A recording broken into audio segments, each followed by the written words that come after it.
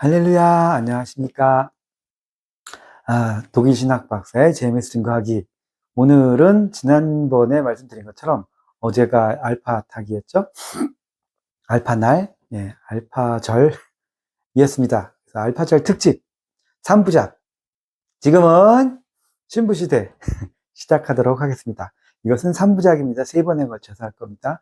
오늘 첫 번째 시간, 우리가 말씀에서 배운 시대 구분을 먼저 말씀드리도록 하겠습니다. 시대 구분을 먼저 말씀드리고, 그 시대 구분 도표에 따라서 종의 시대와 자녀의 시대, 종과 자녀의 차이점 다 알죠? 다 한번 정리하고, 그 다음에 우리가 말씀에서 배우는 것처럼, 그렇다면 지금은 신부 시대인데 자녀 시대와 신부 시대의 차이점은 무엇일까에 대해서 말씀을 우리가 배운 것처럼 한번 정리를 해보도록 하겠습니다. 거기까지 하면 오늘 말씀은 끝날 것 같고요. 다음 주에는 좀 더 깊이 들어가서 자녀의 입장에서 또는 신약의 입장에서 자녀 시대와 신부 시대, 자녀와 신부 무슨 차이가 있을까? 이걸 우리가 어떻게 구분을 해야 될까에 대한 고민을 같이 해보도록 하겠습니다. 교회사적인 이야기들 통해서 옛날에 어떤 일이 있었고 그런 일이 오늘날에 일어난다면 우린 또 어떻게 해야 될 것인가, 어떻게 이것을 정리를 해야 될 것인가. 말은 자녀고 말은 신부인데 이게 어떤 차이가 있는 것인지에 대해서 생각을 해보는 시간, 뭔가 결론을 내리는 것이 아니라 생각을 해보는 시간이 두 번째 시간이 될 것이고, 세 번째 시간에는 그렇다면 신부는 뭐냐? 신부는 우리가 정확히 알 수는 없지만 선생님께서 확실하게 말씀을 해주신 것도 있고, 또 확실하게 말씀을 해주시기도 하겠지만, 또 알고 있는 것들을 가지고 정확하게 그 부분에 대해서만, 모르는 건 얘기할 수가 없으니까 그 부분에 대해서만 다시 한번 이렇게 정리를 해보는 시간을 가졌으면 합니다. 그래서 1번 첫 번째, 지금은 신부시대. 아마 다음 주에는 천년 동안 신부시대 파트 2죠. 3부는 영원한 신부시대. 그래서 3부작에 걸쳐서 신부에 대해서, 신부시대에 대해서 한번 이야기해 보도록 하겠습니다. 알파탁 특집입니다. 그러면 칠판과 함께 잠시 이야기를 나눠보도록 하겠습니다. 짝! 네, 안녕하십니까. 네, 지난번에 제 유튜브 중에서 설명드렸던 창조냐, 진화냐, 거기에 보면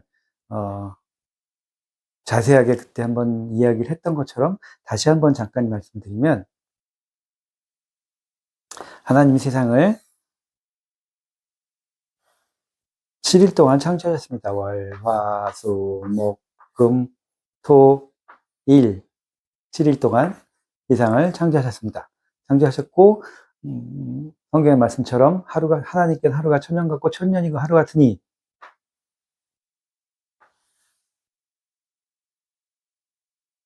월, 화, 수, 목, 금, 토. 7일 동안 창조하신 것은 7천년 동안 창조하신 것과 같다. 하루가 천년이니까. 그래서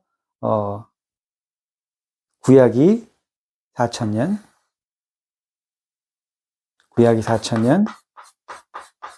신약이 2000년,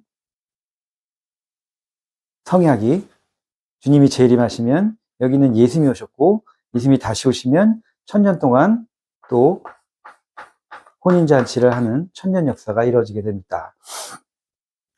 월, 화, 수, 목, 금, 토, 일. 그래서 지금도 온 세상이 하나님을 믿든 안 믿든 이 단위로 돌아가죠. 일주일, 주일날은 쉬고, 일요일날 일하고, 일요일날 예배만 드리고, 그런 것처럼 구약 4000년, 신약 2000년, 그리고 성약 1000년. 여기에 대해서는 그럼 1000년, 7000년, 6000년 전에는 아무것도 없었냐?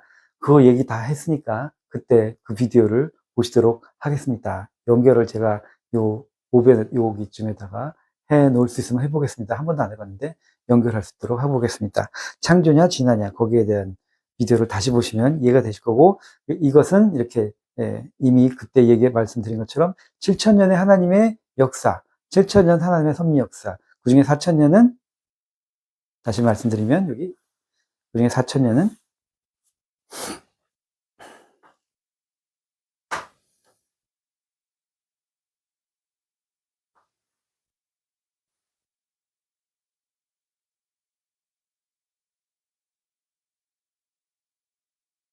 여기는 구약입니다.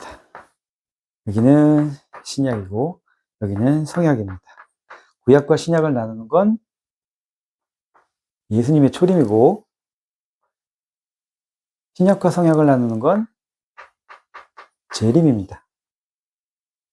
다시 오시면 아까 말씀드린 것처럼 4천년 동안 구약시대였고 여기 2000년간 신약시대라고 하고 주님이 다시 오시면 1000년 동안 왕노릇 한다고 계시록에 써 있는 것처럼 1000년 동안 천년왕국의 역사가 일어나게 됩니다. 네, 여기서 오늘 알아보고자 했던 것이 무엇이냐, 이것이 왜 중요하냐, 성경 구절을 보겠습니다. 누가복음 12장 53절, 제가 자막을 띄워드릴게요. 누가복음 12장 53절, 위선자들아 너희는 땅과 하늘의 기상은 분별할 줄 알면서 왜 이 때는 분간하지 못하느냐 라고 예수님께서 말씀하셨습니다. 왜 때를 분간하지 못하냐. 때를 분간하는 것이 굉장히 중요합니다. 왜냐하면 예수님께서는 이 때가 되어서 예언한 이 때가 돼서 오셨는데 너희는 왜 때를 분별하지 못하고 나를 맞이하지 못하냐, 그런 얘기잖아요. 분간을 못하니까 때를 구분하는 것, 그것이 굉장히 중요하다는 얘기입니다. 때, 구약 때, 신약 때, 성약 때. 왜? 구약 때는 하나님과 인간의 관계가, 하나님은 주인이었고 사람들은 종이었습니다. 종급이었다는 얘기죠. 종으로 살았다는 게 종급이었고, 다른 말로 하면 일꾼이었습니다. 같이 일하는 사람, 주인의 일을 도와준 사람, 좋게 말하면 그렇게 됩니다. 하지만 여기서 하나님과 인간의 관계는 예수님을 믿으면 그의 자녀가 되는 권세를 얻는다고 하셨습니다. 어디서? 성경에. 또 성경 구절을 보겠습니다. 요한복음 1장 12절. 요한복음 1장 12절을 보면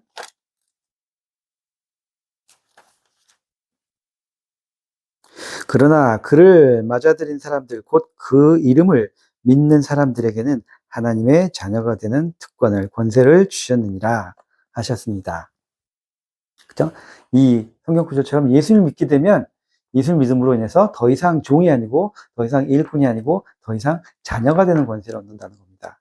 다르죠? 자녀랑 종은 다른 겁니다. 똑같은 일을 해도 종과 자녀는 다릅니다. 그와 마찬가지로 재림이 일어나면 이제는 더 이상 자녀의 시대가 아니고 뭐가 된다? 너희는, 하나님은 신랑으로, 여기는 부모거든요. 여긴 신랑으로, 제가 좀 악필입니다. 어쩔 수 없습니다. 어렸을 때부터 이랬어요. 신랑이고 하나님을 믿는 사람들은 신부가 되는, 신부로서 하나님을 믿고 하나님과 관계성을 갖는 역사가 일어나는 겁니다. 마태복음에 보면 그 유명한 신부들이 나오죠. 열 처녀들이. 마태복음 25장 1절부터 13절입니다. 마태복음 25장 1절부터 13절.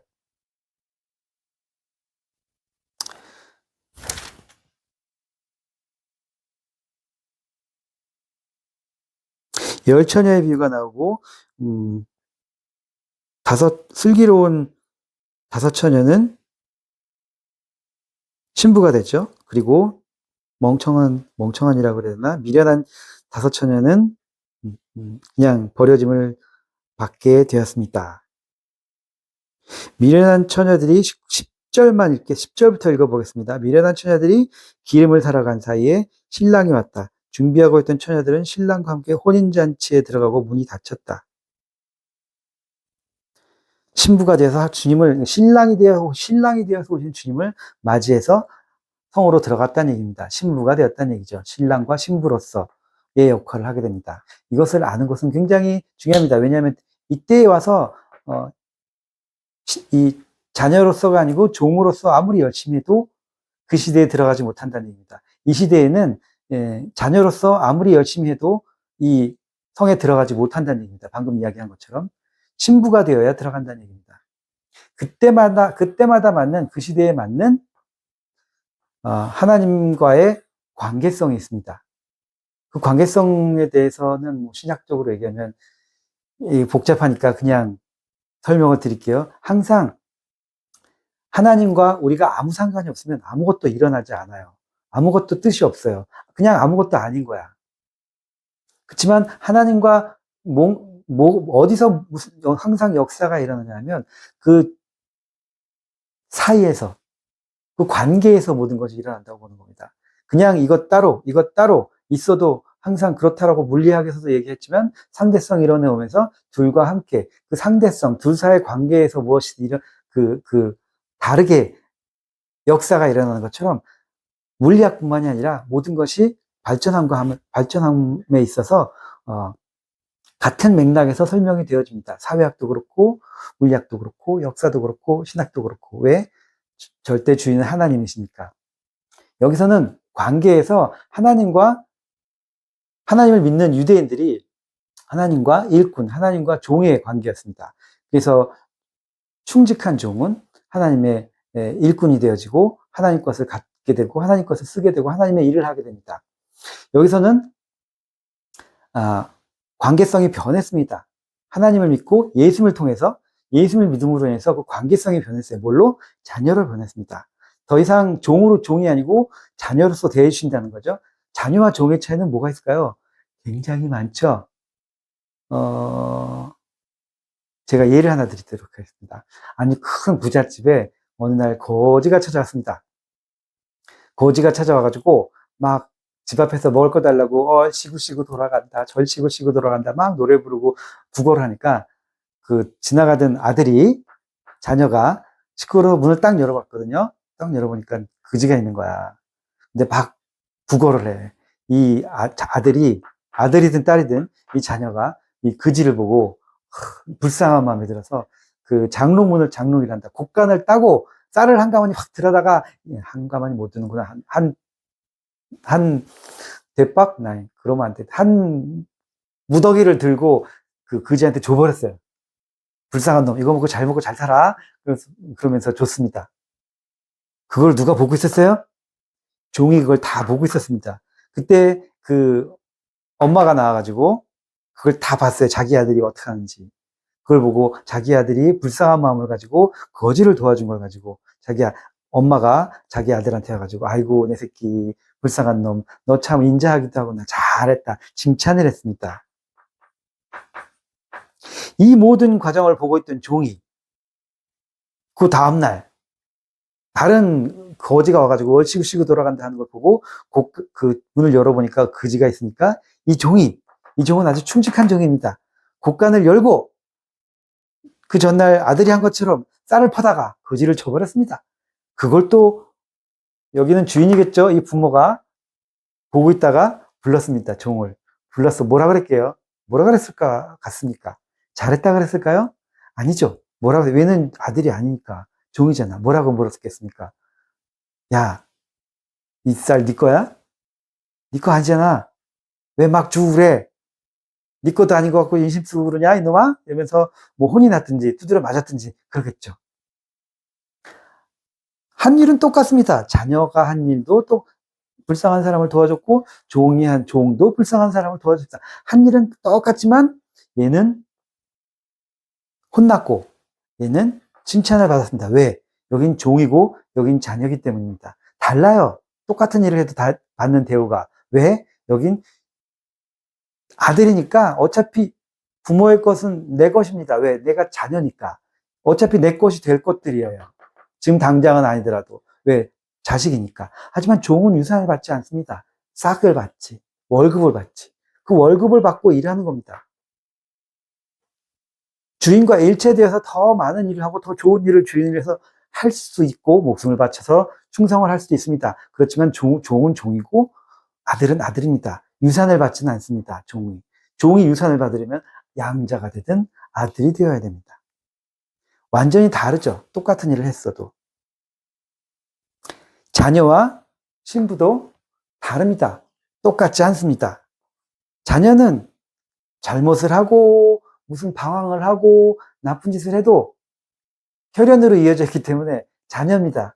나가서 무슨 짓을 해도 돌아온 탕자를 받아주시듯이 받아주시고 다시 사랑해 주시고 부모로서 자녀를 품어주시고 끝까지 그렇게 해줍니다. 자녀를 위해서 못할 게 뭐 있어? 다 해주지. 그죠? 그렇게 자녀를 하지만 여기는 어때요?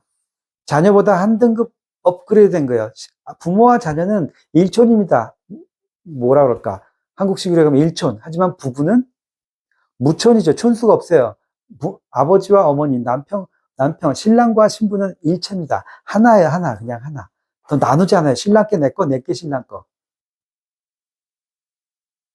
여긴 끊을래야 끊을 수 없는, 아직 유산을 받아야 되지만, 쓸 수도 있고, 여긴 완전히 신랑과 하나가 되는 때입니다. 부모가 고생을 하고 괴로워도 자녀는 모를 수 있어요. 왜? 안 자랐으면. 자녀가 너무 어리면 엄마 아빠가 고생하는 거 안 가르쳐 주잖아요. 말 안 하잖아요. 행복해 잘 크라고. 넌 걱정하지 마. 엄마 아빠가 알아서 할게. 밖에서 아빠가 얼마나 고생하는지 엄마가 얼마나 고생하는지 몰라도 됩니다. 무슨 걱정이 있는지 자녀 몰라도 돼요. 하지만 여긴 그렇지 않아요. 신랑과 신부는 서로 다 알아야 돼요. 알수록 더 가까운 관계가 됩니다. 무촌이라 하나가 하나이지만 또 뭐가 있을까요? 원래 친척 관계가 아니기 때문에 사랑해서 신랑과 신부가 되는 사이입니다. 사랑해서 신랑과 신부는 사랑해서 되는 사이예요. 신랑과 신부는 사랑해서. 그러니까 사랑하지 않으면 어떻게 돼요? 더 이상 관계가 이어지지 않는 겁니다. 여긴 사랑이 가장 중요해요. 여긴 사랑이. 보이나? 안 보이는구나. 사랑이 가장 중요합니다. 사랑으로 이루어진 관계죠. 다른 건 없어. 내가 낳은 친척 관계도 아니고 무슨 혈연 관계도 아니야. 근데 가장 가까워져서 뭘로? 사랑으로. 사랑으로 가장 가까워졌기 때문에 사랑이 가장 중요한 시대, 사랑이 가장 중요한 관계입니다. 하나님과의 관계도. 다른 것이 아니야. 창조주도 맞고 우리의 부모도 맞고 다 맞는데 이때는 뭘로? 사랑으로 이어진 관계입니다. 사랑. 사랑으로 신랑이 되고 신부가 된 관계입니다. 그래서 그렇게 비유를 하신 거죠. 신랑과 신부로. 신랑과 신부는 뭘로 만나요? 사랑으로 만나잖아요. 사랑 말고 뭐가 있어, 거기? 없잖아요. 무슨 사회적인 지위, 재산, 이런 걸로.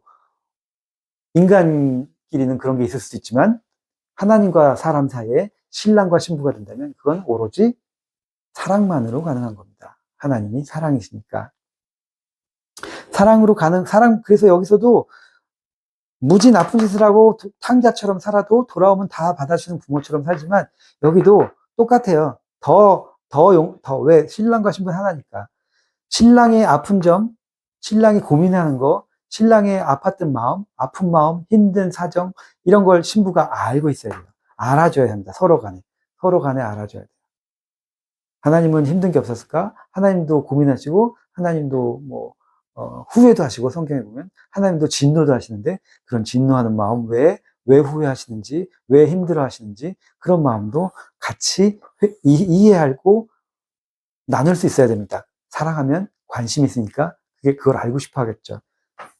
여기는, 딴 건 다 돼요. 딴 건 다 용서가 됩니다. 본인이 회개하고자 하면 왜 내 신랑이, 내 신부가 돈을 좀 많이 갖다 썼어도, 무슨 잘못을 했어도, 좀 도둑질을 했어도, 신랑 입장에서, 신부 입장에서 용서하잖아요. 다시 그러지 마라.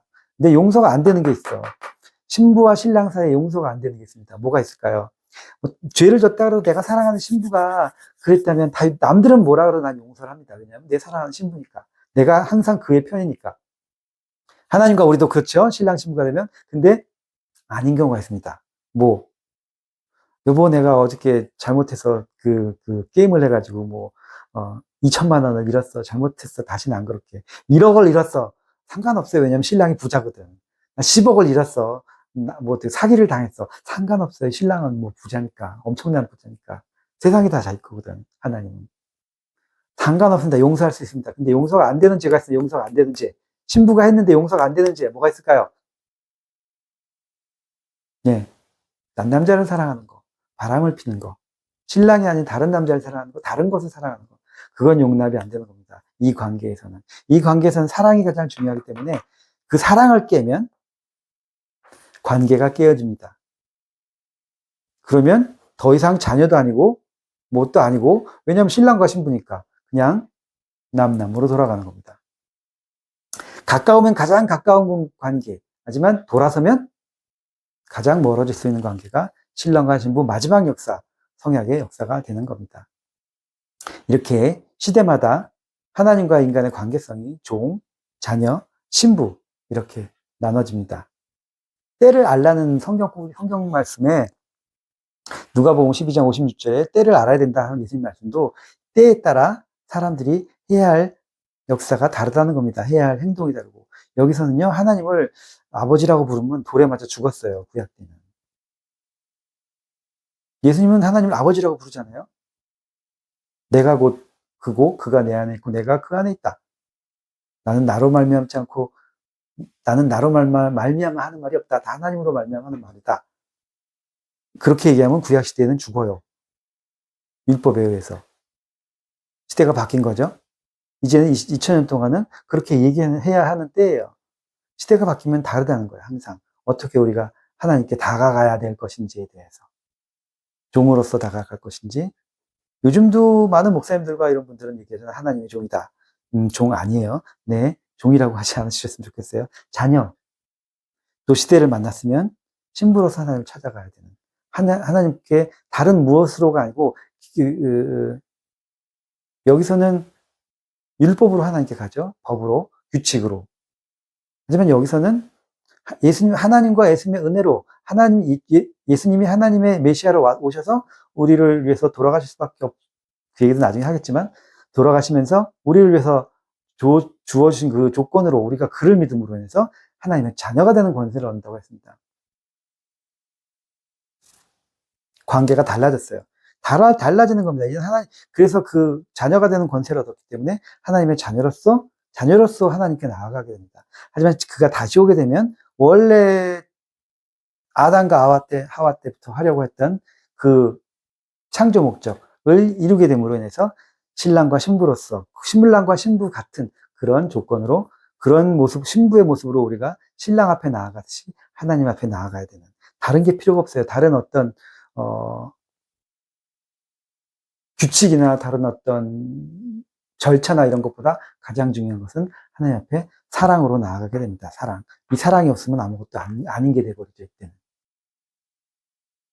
이렇게 해서 오늘 첫 번째 시간 구약과 신약과 성약 하나님과 우리의 사이가 종이었을 때, 자녀였을 때, 신부였을 때의 차이에 대해서 잠깐 알아봤습니다. 그러면 다음 주에는 아까 말씀드린 것처럼 이 신약 시대에 어떤 일들이 있었고 우리는 그걸 보고 무엇을 배워야 되는지 여기서 다시 한번 이야기해 보도록 하겠습니다. 감사합니다.